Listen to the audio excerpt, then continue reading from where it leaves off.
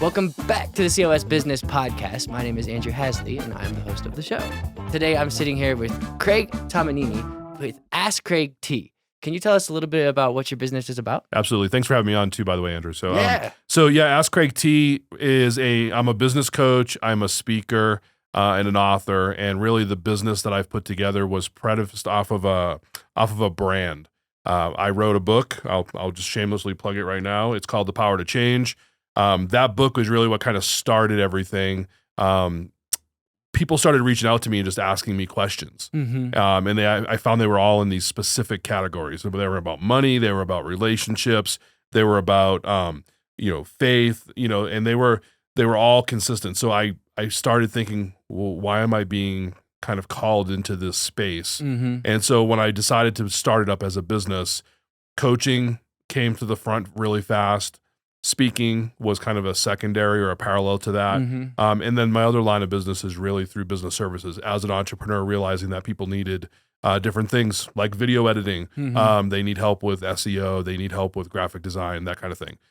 So my business provides those three lines of business: coaching, the business services piece, and then the speaking aspect. Okay, now a word from our sponsors. Power ToolSafe is revolutionizing tool tracking and protection for everybody. With Power ToolSafe, you can protect the equipment that keeps your business running. Go to powertoolsafe.com and start your new account now and register up to $10,000 in tools for free. Recon Marketing is the fastest growing social media agency in Colorado. Recon focuses on becoming an extension of your business while providing social media management, review management, and digital marketing. Recon Marketing, putting you on the radar. Planet Duct offers astronomical air duct cleaning with the most powerful vacuum trucks in Colorado. They have taken air duct cleaning to a new intergalactic level that is far more powerful and proactive than any on the market in El Paso County or Southern Colorado. Reach out to Planet Duct for any of your air duct cleaning needs. And how did you get into all three of them? Why did they all come together like that? I think a lot of it has to do with the fact that I just really believe in education, right? Mm-hmm. So I've told all my kids, I was taught when I was younger, we don't go to school to learn mathematics. We don't go to school to learn geography or history. We go to school to learn how to learn. Mm-hmm. And I was told by a teacher early on in my life that once you learn how to learn, you can do anything. And so I've kind of taken that into my adult life, and I realized that I have this knowledge base that's pretty unique and pretty deep.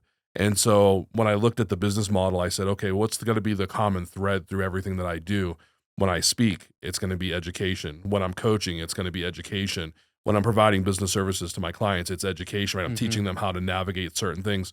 So education is just kind of the main thread there, because I don't really want to have a client for longer than a year, right? Ideally, I want to teach somebody enough that they can break apart from me in terms of being their coach or whatever, and take it on their own, and they can go do whatever they need to do. And so it's that education piece. Mm-hmm.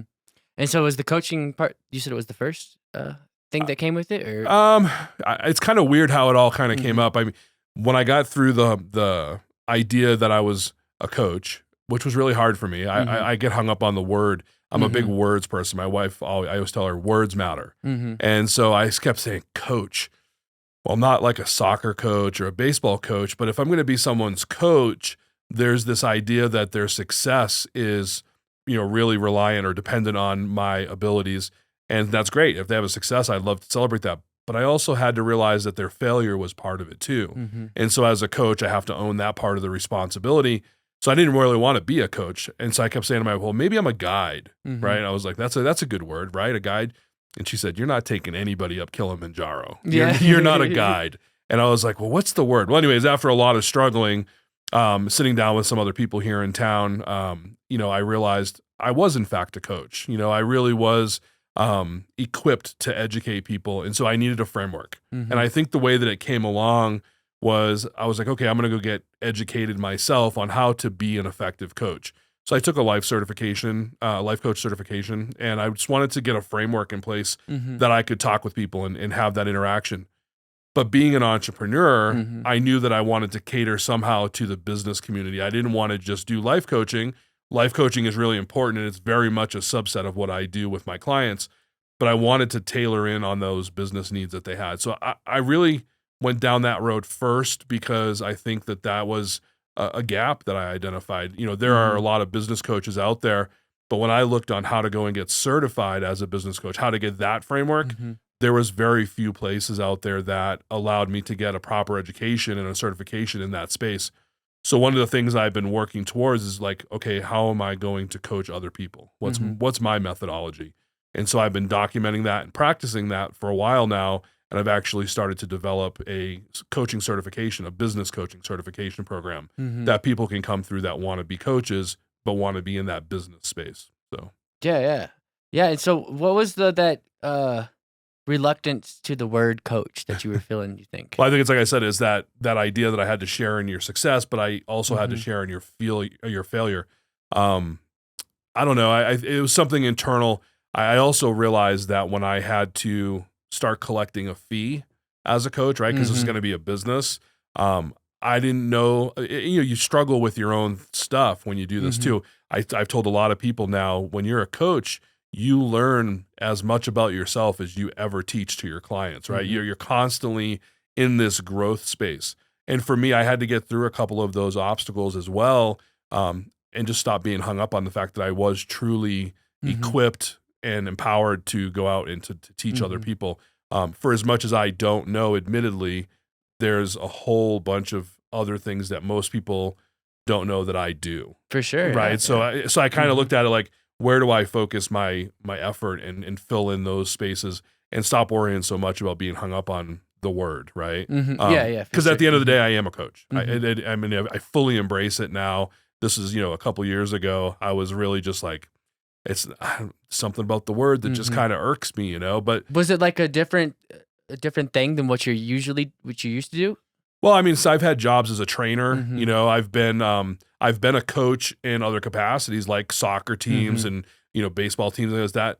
And I guess maybe I just had to really break apart the two different things because they're not the same, teaching. And I mean, in a way, I guess they are because it's education. You're teaching someone how to play soccer and things like that. But when it comes to a lot of that is character building. Right? It is. And when you get into that with a business owner, you do have to deal with the personality traits, the baggage that they bring along, right? And a lot of times it really is what's kind of holding people back in their businesses too. They're like, oh, I'm not making enough money because I don't have enough clients. Well, let's look at why you don't have enough clients. Maybe there's something going on with your character or your personality or your approach or whatever that's really kind of inhibiting you from a process standpoint. So yeah, and a lot of times people just don't see that from the inside. They don't. Yeah. And I think a lot of people know their problem. My experience with clients is we get into a conversation like, oh yeah, I totally knew that, And I think that that's really where a coach adds value. Someone called me a mentor once, and I said, I don't really think I'm a mentor either because a mentor. There you go, getting hung up on words. Right, I know, right? But I have a quantifiable reason for this one. Mentors, in my opinion, really are good at giving advice, telling you, hey, you should do this, right? In fact, if you don't do this, you're not going to succeed over here in doing this thing. Whereas a coach is really more, I see it more as listening. When I get on a call or something or in a session with a client, I spend a lot more time listening than I do talking because I think a lot of my clients know their problem. They want someone who's not going to judge them or condemn them for having those thoughts out loud. And then it usually hits them like a train. They're like, oh, yeah, that's right. I need to fix that, or that's something I do, or whatever the case might be. So I think it probably would take identifying patterns. Absolutely. And you're not going to really be able to do much with someone if they just do one session with you. I would assume. Absolutely. Yeah. I mean, that's why I kind of do my strategy session up front because that's merely a place where I can unpack, the high level stuff, right? And figure out a direction to go into. Which program is going to make sense for them? What is it that we have to focus on? And you touch on something really important. It's a lot of this is behavioral based. And so I'm also a neurolinguistic practitioner. So I study brain patterns, neural pathways, people's habits. And so a lot of time that's the thing we have to break through is saying, look, you've been doing this thing for months, years, whatever, your whole life. We have to just take a slight turn, like a Titanic turn, like we're probably going to sideswipe the iceberg, but we're only going to hit it on the outside. Right. But the idea is that we start to change that behavioral pattern in your brain so that you can make real adjustments that then come back out as new behavior Mm-hmm. and hopefully start to redirecting you into another place. Yeah, Yeah. and I'm familiar with the neuro-linguistic programming. Right. I've been studying a different kind of NLP actually. Okay. Natural language processing. Oh yeah, I've heard about that too. Which is computers and AI. Yeah, You know. yeah, yep, And I just absolutely. think it's funny how they're both called NLP and they both deal with languages, like coincidence. You know.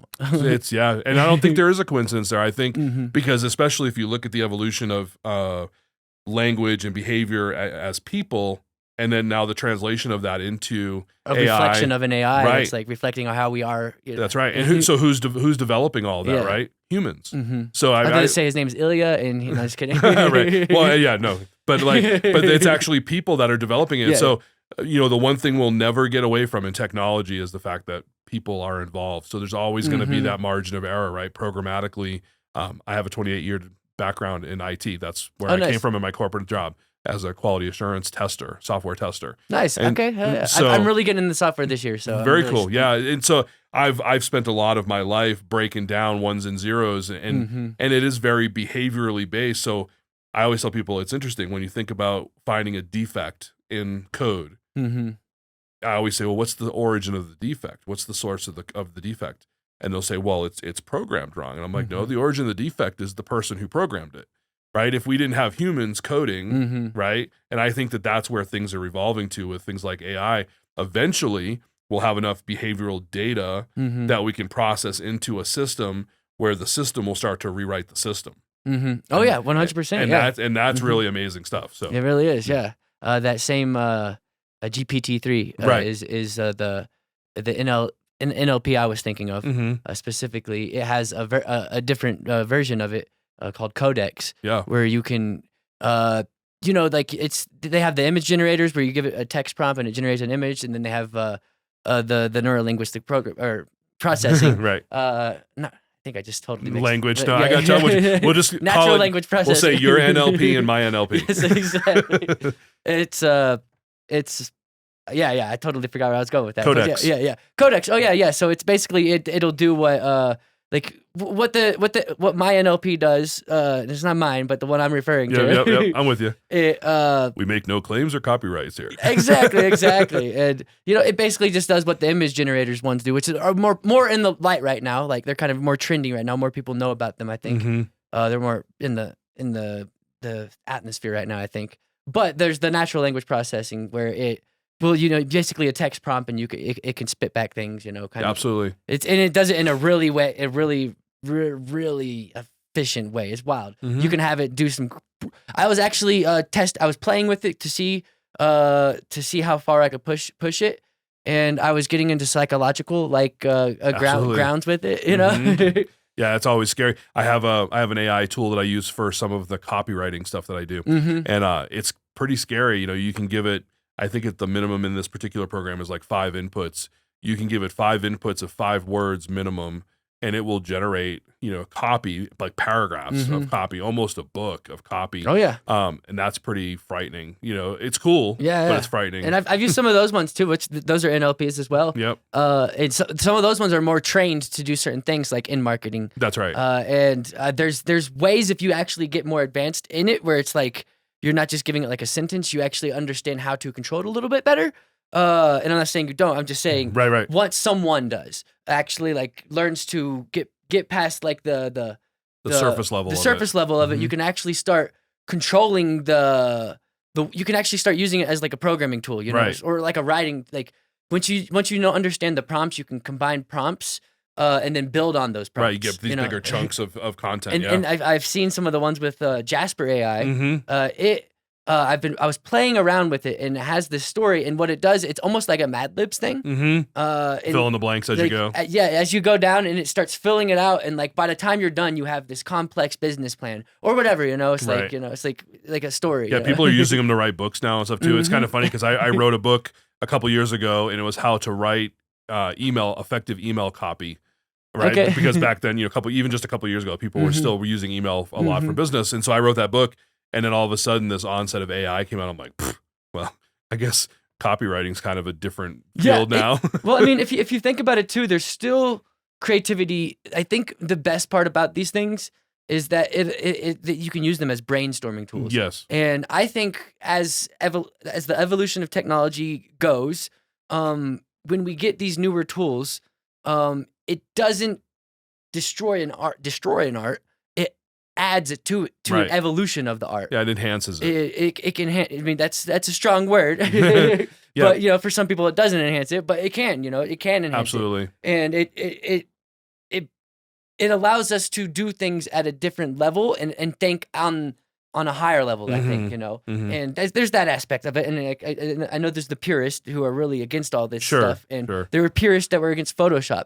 But if you think about it, people were afraid that the camera was going to put all artists out of business. Right, but I think that's one of the big problems that people are dealing with. Right, nobody likes Photoshop, but everybody wants a really good picture of their kid at school. Right, and so if you've ever had a kid and done class pictures, no kid sits still, smiles right, combs their hair. How cool is it that you could go into a piece of software like Photoshop and you could doctor that up and go, now I have, it's not real technically, but you have this great picture of your kid. Right? For sure, And so nobody likes the process. Everybody wants to be upset about that, but everyone wants that outcome. And more now in business, people want that instant gratification. They don't want to wait a month for something. They want it now. They want it before now. They want it before they walked in the door to take the picture, yeah. And so in business, that's an area that I experience a lot, So, like I said, I focus on strategic planning, marketing, and technology with my clients. Those are the three painful areas that most businesses struggle with. And so with my background in technology, my background as an entrepreneur running businesses, technology is one of the most common ways that I start an engagement with a client. I do like a 4-hour consultation with people as kind of an entry point. And they're like, hey, I don't know how to do SEO, or hey, I don't know how to do social media. Like it still is bewildering to people how to use social media to market their business. So I can sit down with a person and take them through the paces for their business and come up with a unique strategy for them to go. But technology it's not going anywhere. So yeah, it's going places, that's for sure. Yeah, it's going everywhere. So and I'm an embracer of that, and I assume since you were in IT that you might be as well too. I do. I think it's like anything else. I guess I'm probably the best mix of everything, right? In terms of the realist, the purist, right? But I also know that it's here and it's been here for a long time. I have a unique ability, or not ability, a unique advantage, I think. I just turned 50 in April, so my first job outside of a manufacturing job when I was, I don't even know, 24 years old, I bid on a job in the factory that I worked in to go to the front office. Well, to go to the front office and do this job, which I think was just a data entry position, like a 10-key thing. The computers that they were using at the time, they had just gotten these brand new computers and they were super fancy. And you had to go through this course, the certification course, to learn how to use this new operating system. You might have heard of it. It was called Windows 95. Okay, yeah. Right? So I was there for the beginning of that, and so I went from 95 to 98 to, Windows 2000, to all of the little pieces in between, all the updates. And it's odd. I'm only 30, but I went through all those too. Right. Yeah. And the onset of the internet itself, I was on the ARPANET when it was popular. It was just nice. messaging groups, and I saw the translation over to the GUI and the visual aspects of the computer and the internet and what's now, the World Wide Web. And now we have the dark web, and we've got like, Web 2.0 and all this. In the metaverse brewing up. And the metaverse, yeah. So it's funny because, like my kids, I've got 5 kids, one that's 28, one that's 25, one that's 21, then a 10-year-old, all girls, and I've got a 6-year-old son. So I've got this like generational jump, right? And so when my older girls were growing up, they would look at me and they go, you don't know what Snapchat is. And I'm like, I got an account. Yeah. I'm on Snapchat all the time. I was on TikTok before my 2 oldest girls were. Yeah. And I was using it. For sure. So I've got this unique perspective that most people my age or older don't have. And so it's kind of cool because now as a coach and that focuses on technology as one of the aspects of what I do, I can help my demographic, right? I can help the people that are my age and older navigate. So because what I'm seeing a lot with my clients is that older demographic is either getting left behind. They don't know how to figure out the space, and so they give up and their businesses go out, or they're making really bad decisions and it's costing them a lot of money. I met with a client yesterday and we broke down like her Google AdWords account and her ad spend on Facebook, and she's got a couple of other places she's doing it. And I was like, wow, I'm like, you're spending $4,200 a month on ads. I'm like, what's your conversion ratio? What's a conversion ratio? She says. She just doesn't understand the space, right? No one sat down with her and said, someone said you just need to spend a lot of money on this, and that's it's going to work. Yeah. And so we dug into it. I mean, we got into her bank account at one point, and we were looking, and I was like, okay, I see about $14,000 a month of revenue, which is good. Yeah. But you also spent almost 50% of that to get that money. So your conversion ratio is not that great. And so is it an online business? No, she's a I don't want to say exactly what she does, but she's in health and wellness. Because if she ever hears this, I don't want her to get mad. No, for sure. She's in health and wellness, and you know, she's a hands-on healer. You know, what she does is and it's very unique, and I think it fills a great need. It's a great service that she does, and she's super smart from like a what she does perspective. And this is kind of where my business model really came in. I had a health transformation of my own about 7 years ago. I was over 400 pounds and I lost over 160 pounds of weight. And I did that by getting involved in a direct selling company and getting some health and wellness products. Anyways, long story short, I got around the wellness community. I was around a lot of people that were healers and, you know, massage therapists and acupuncturists and traditional MDs and all kinds of people. For sure. And what I realized really quick as I was putting my business model together is these people are so good at taking care of other people, but they suck at running their own businesses. And so that's where the wellness business coach concept comes from. It's not so much that I'm in the wellness space 100%. It's what's the health of your business? How healthy financially is your business? How is your personal relationships? How are your business relationships, right? Going back to that 4F philosophy, where it's finance, fitness, family, and faith, I really hone in on that philosophy to try to really work with my clients, because when they look at their business, they go, yeah, I love what I do. I'm good at it. I'm bringing in a lot of revenue, but maybe I suck at managing the finances. Do you use a budget? You know, what are your guiding principles from a money standpoint? If you put in the time, you know? Right. So you're doing all the things right on the front end, but on the back end, operationally, your business is going to suffer from a finance standpoint. Or, you know, maybe it's, I don't know, relationship wise, you know, when you bring on a new client, I mean, what's your customer service metrics look like? Do you even measure it? You know, like, do you know what your average customer thinks about your business? Do you do reviews? Do you solicit testimonies from people? Like, these are all things that we all know. Everybody knows about Google reviews. Everybody knows about the Better Business Bureau. You can get reviewed on there. You can get reviewed anywhere you want, Yelp and all these things. But where does that fit into your business strategy?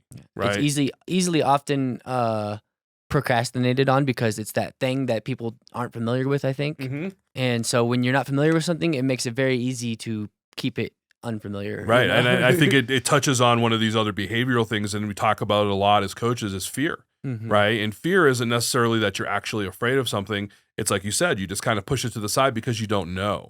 Right. You don't know what you don't know. And so that's where, and I'm super passionate about, is that education piece, right? Because if I can just change your knowledge base a little bit about how to use a Yelp review process, right? Or how to go into Google and change your service area so that you're not just getting clients based on the fact that you're physically sitting in 80909, that you can go in there and you can put a service area in for anywhere in the country and attract people to you if that's what you want to do as a business. Making those little adjustments and teaching people how to do those things, it's a game changer for business owners. And that's what I'm super focused on. And so technology falls right into that place. And now, like we just talked about, everything that you do mostly is going to be tied to a technology. You want to do marketing, you're probably going to have to get a technology platform somewhere. You're going to have to do SEO. Whatever it is in your particular strategy, there's likely a piece of technology tied to executing that well, right? And like this poor client, you know, she's spending nearly 50% of her intake. And I said to her, I was like, so do you have control over that? Can you change your campaign? Like, is that on paying advertising? Is that paying for commercials, or is that paying for like the actual physical or not physical, but the actual digital ads too as well? The digital ads, yeah. So she's got a Facebook thing set up, and she's paying an agency, a digital agency, right? So this is one of those buzzwords that are out there right now. So for people listening, a digital agency is not a bad thing. Those people are just trying to run their business, and they have skill at what they're doing, but the translation breaks down when you have an uneducated consumer, right? So she's paying this digital agency some amount of money every month. I think it's like $250 a month, which is not a lot, but you do it every month. We were talking about subscriptions earlier, $250 a month for a whole year. You're spending a few $1,000s on some service, right? And I said to her, so did you give them parameters on what that ad looks like? Did you create the ad and then just said, hey, put it out there? Did they give you a demographic? Geographically, was it men and women? Was it is just she paying men? them $250? Or is that how much is going in the ad spend? She's paying them just to manage the ads, and then there's ad spend on top of it. And so I was like, do you have control? Or she's like, well, I've asked them to do this and this and this and many times, but they're not doing it. I'm like, then why don't you fire them? Yeah, no, right. For sure, yeah. Like, and it's just and it was so much of an epiphany for her. She was like, oh yeah, I should probably do that. And I'm like, because that $250, that $3,000 a year, you could be spending that on something else in your business or putting it in your pocket, right? Because again, you don't know your ad conversion. So, well, yeah, I mean, if you don't know it's working, then it's not worth it. Right. It's like, she's like, I'm getting business. I'm like, but you don't know if it's coming from here or if it's coming from here. Is that because your business, were you already getting business? Like, right. Yeah. Did you see an uptick in terms of your intake of new customer acquisition? Since it's digital, we can actually measure this, so we don't need to look for upticks, So we spent a lot of time going through some of her existing processes from a technology standpoint. That's what she wanted to do. And you guys had access to all that data, right? Well, so this is the funny thing. We can see all of the stuff through her Facebook page in that particular example, but the platform that the company she's paying to manage it on, she has no access to that. She has no access to the analytics that they're seeing on their side. That's not good. And so I said, I'm like, so we really don't have anything to measure against. So I said, let's pull up, you said you were using Google Analytics. Let's pull up your Google Analytics. Yeah. Let's pull up your Facebook ads. Let's see if we can find some common peaks and valleys, right? Let's anywhere that we can find a common thread or a reference. When they posted this, if things were going. Was there a peak or a drop, And we pulled it up, and her analytics were totally different than what was being displayed like on the Facebook side, And don't get me wrong, I'm not saying Facebook is different than Google. There's two different data. No, I get it, but you should see a pulse, right? If you push out advertising, you should see an uptick. Her ad specifically was driving people to a form on her website. Okay, yeah. So you should have seen a correlation somewhere. 100%, yeah. So, and I'm not against Facebook or anybody else doing, ads and stuff like that, but you have to be educated on how these things work. The other one she was doing was Google Ads, and that was in a little bit better shape. She had a little more control over the data, but she was spending a substantial amount of money there. And I was like, if you don't know what you're converting from, you're just kind of throwing money into the wind and hoping, right? And so anyways. Well, I think from what I've done and what I've learned and experienced, that is when it comes to doing ads like that, you can't just expect to throw a couple $100. Like, that's right. You actually, the first $1,000 usually is just to get the ad going right. That's right. Yeah, the acquisition cost for those ads, you're right. There's kind of an initial path that has to be cut through, and then from there you can kind of trickle into it. But trickling, well, your ad spend in general, as a guide, should be about 20% of what your expected income revenue should go. Like if you want to make $2,000 in income, you're going to have to spend 20% of that amount at a minimum just to be able to pull that business across. I was just doing all this math like a couple months ago actually for mine, because I'm planning on launching a campaign, but I've just been so busy I haven't had to, which is the curse and the blessing, Right. That is a blessing. Yeah. Because right now I currently don't have any ads running on Facebook. I don't have any ads running on Google. I'm not really doing anything, on any of the native platforms.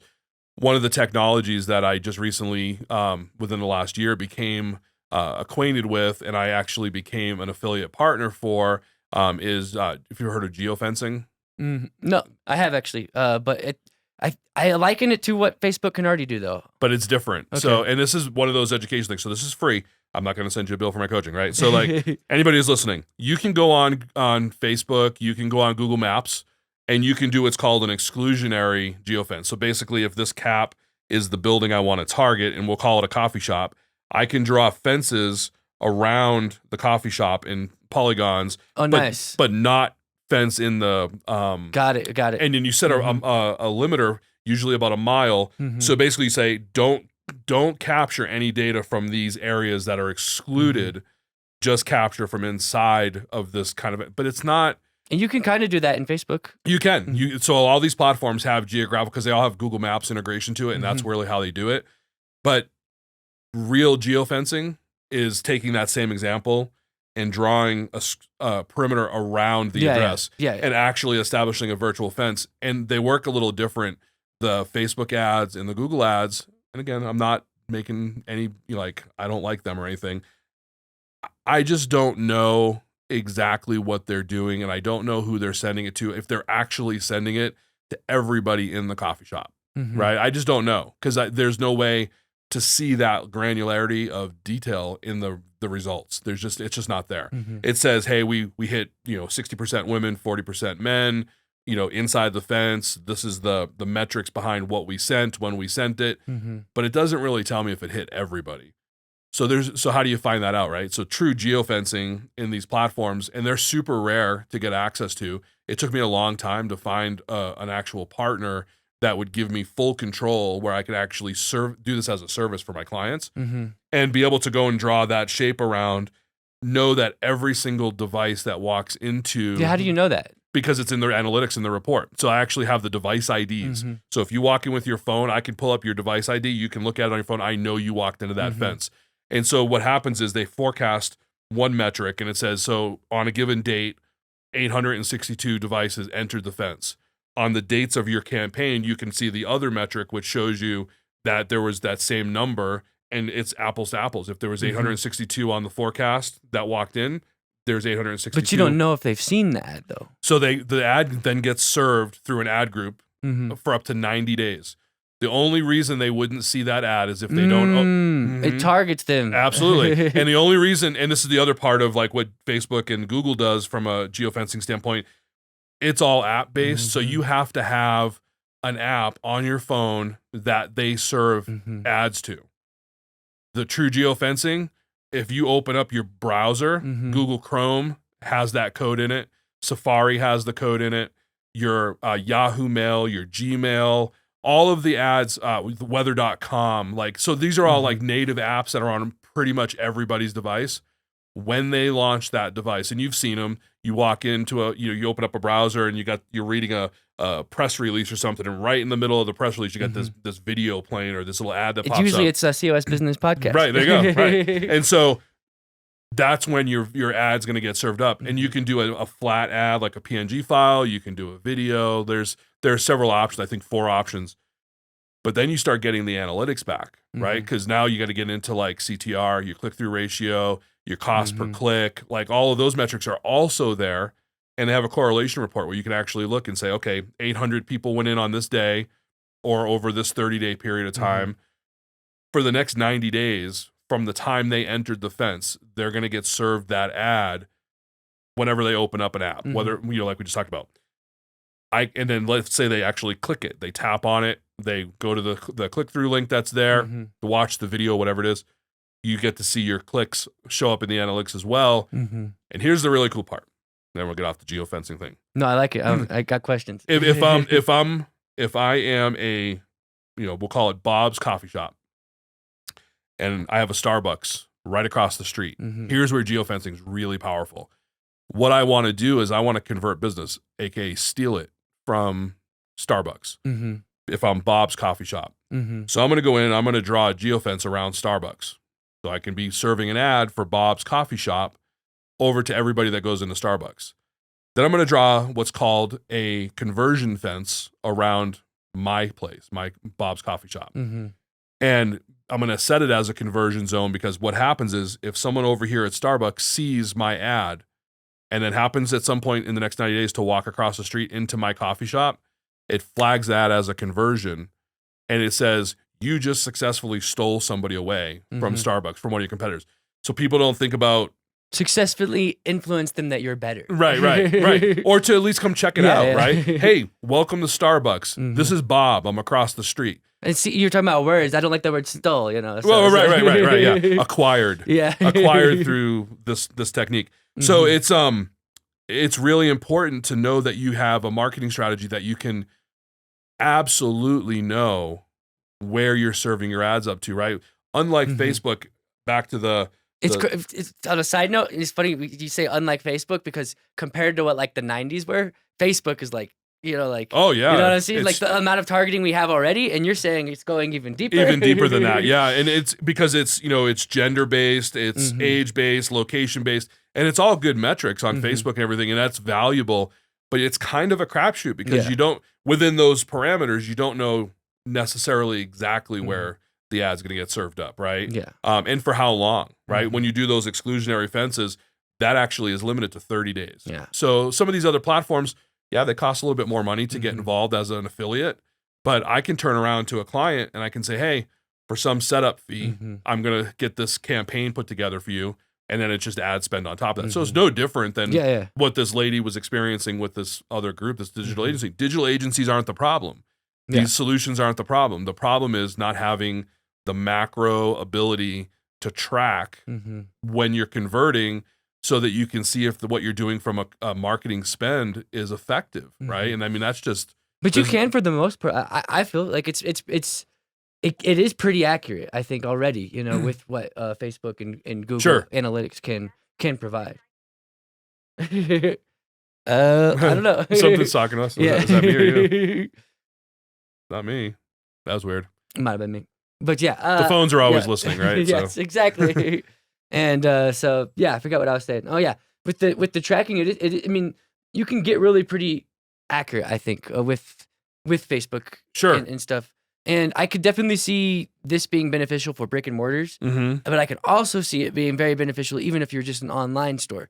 Say like you're selling something like an action figure for like a Marvel movie. You can geofence an AMC for when a Marvel movie is playing, and like you can really even if it's just online, like pure e-commerce, like absolutely. I mean, part of what I do as a coach and as a speaker is technically online. I mean, I have an office space, but most of my marketing is really online based. So like right now I have a campaign running in the geofencing platform. My tagline is every business needs a coach, right? So that's kind of my marketing strategy at this point. And I'm really just trying to get people to want to schedule one-on-one strategy sessions with me for free. So I have this campaign running right now, but where to target, right? From a geofencing, like who are my people? And I think that this technology allows you to do some really unique things. Like one of the fences I have set up is around a Tony Robbins event right now, right? I'm not Tony Robbins. You're probably not even in the same state. Nope. It's actually in Texas, and it's a conference that's coming up in the beginning of November. And so I have date targeted because you can do what's called a flight. And so that particular ad group will run the day of his conference, just that one day. I established an individual ad spend for that one target, right? That one fence. But that guy's going to have like 8,000 people walk through the door. I want those device IDs. I want my ad to be showing up because when Tony's in there talking about, I'm not your guru, and he's like, you got to have a mentor, you got to get a coach, you got to be working with people. Exactly, yeah. And then they go to lunch break and they open up their Chrome and they're primed, right? Everybody, everyone does need a coach, and so let me tap on this guy, right? So he's done the selling for you. That's right, and that's exactly it, right? So another smaller example, like I used coffee shops before. I mean, a lot of people in this community go to coffee shops. A lot of small businesses are now operating out of coffee shops.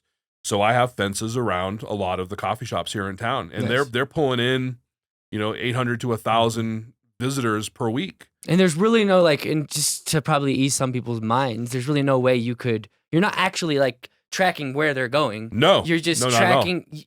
The phone tracks the data of that they went there. That's then it shoots them that. Yep. That's it. And that's happening when you go into a coffee shop or a business. That's happening as soon as their Wi-Fi pings your phone. Like if they have free Wi-Fi or something, it pings your phone too. Location services is on all the time on your phone, and that's and you want them on for security. That's usually, right, and that's how this whole system works is based off of location services. So it's totally safe. I'm not able to get on anybody's phone and do anything. I mean, I guess if I was really malicious, and I was a hacker or something, I would even know how to start to know how to do something like that, But so he says. 28 years of experience. So yeah, it's pretty powerful. But I don't remember how we got on that tangent, but that was fun. No, yeah, exactly. Yeah, I mean, I love the geo. I'm glad you broke down the geofencing thing because I had obviously been a little bit misled about what that was. I had heard someone talk about it before, and he did break down a little bit. He's like, it kind of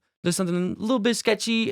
It seems a little sketchy just because it's like it almost feels invasive, but it's not as any more invasive than what is already being done. Right. That's right. I mean, if you go back into Facebook, right, as an example, Facebook is all based off of location services. It's doing the exact same thing. I mean, it knows where you're at. In fact, in Messenger, you can turn on or off the location services specifically for Messenger. So your wife could be at home and be like, oh, he said he's at, Panera Bread, that's not where I see him, it'll actually tell you. So it's pretty invasive in terms of the location thing already. It really comes down to how you leverage it, right? And I think Facebook and Google Maps and all those things, the way that they use the exclusionary boundaries is pretty creative.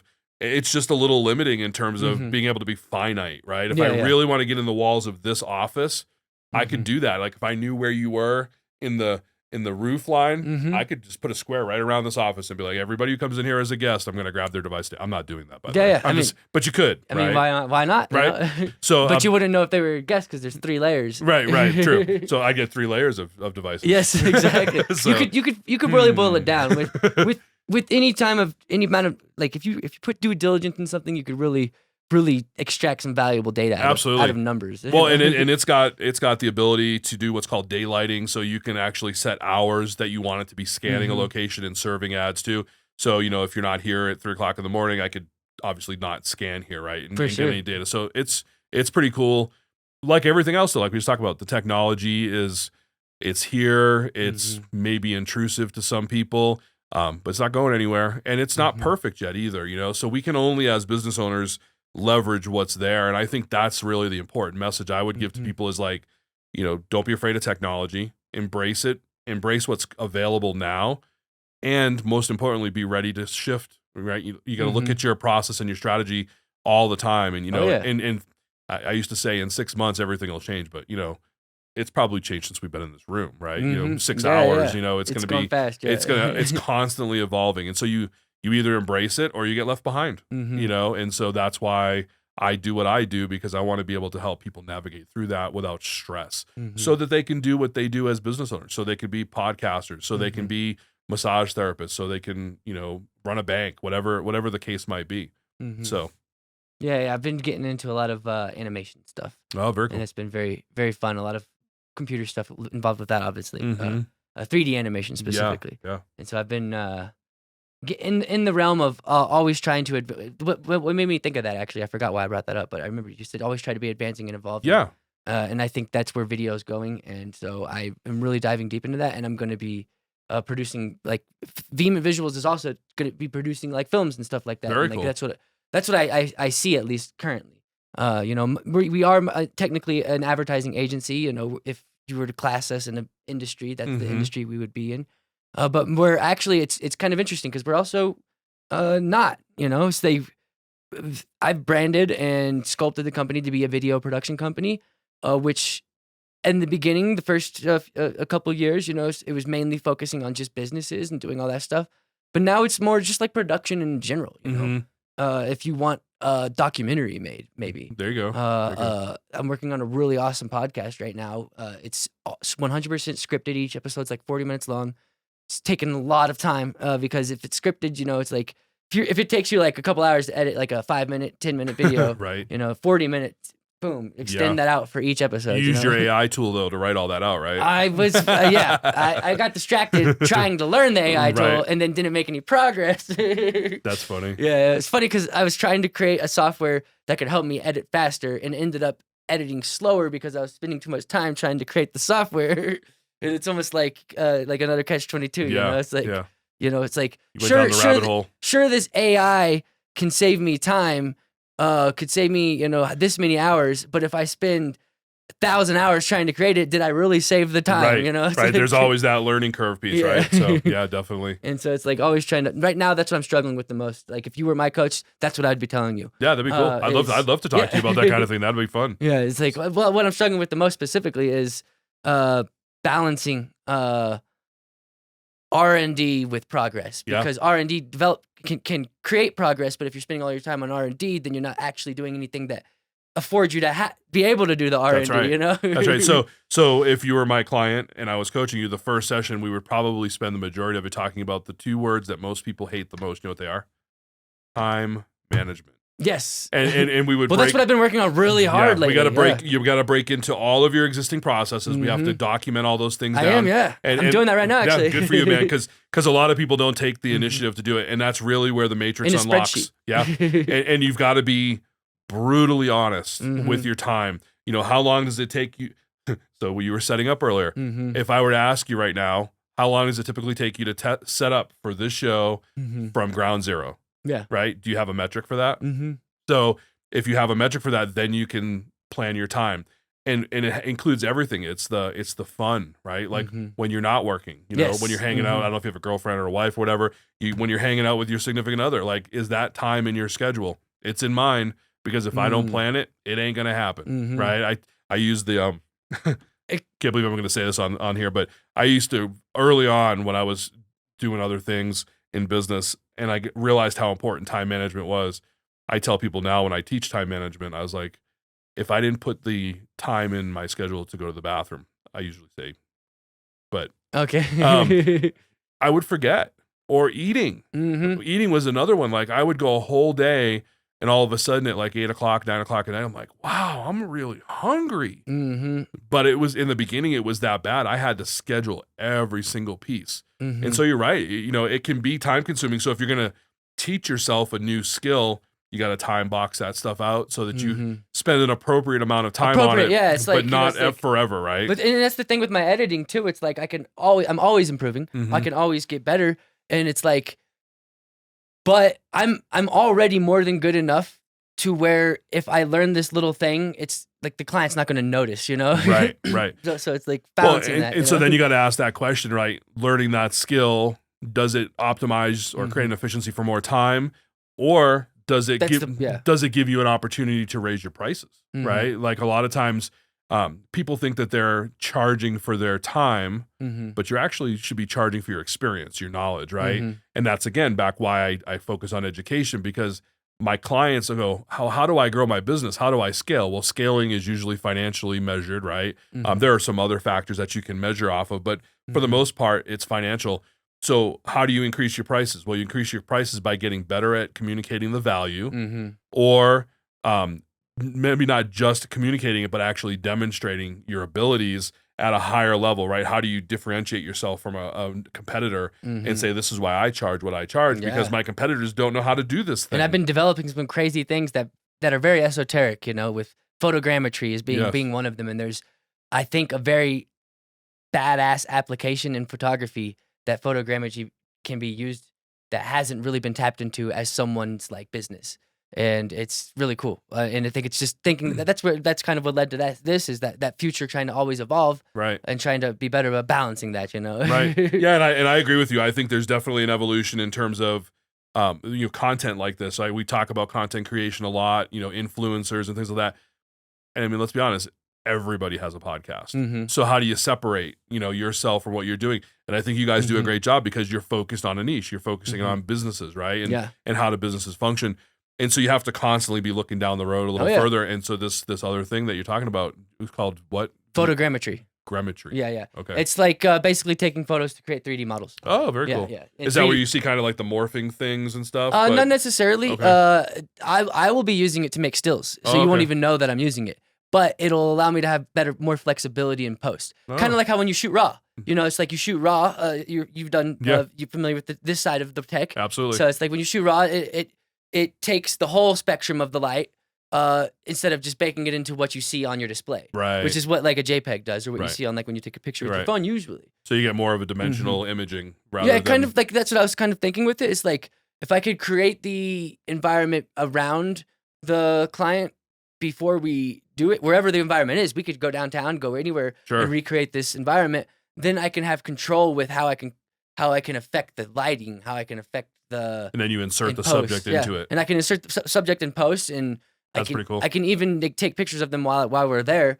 And so that way I can merge the two, but have more control. I mean, it really, it's that just scratches the surface, and that alone may not be worth the technology, but it does Because you mean just get this photo right, you know what I'm saying? Like, Sure. that might not be. Well, it's like what we talked about before. You know, nobody wants to have the technology present, but they all want the finished photo, right? So yeah, exactly. you put up one of these pictures and people are like, "Oh my gosh, how do I get one of those?"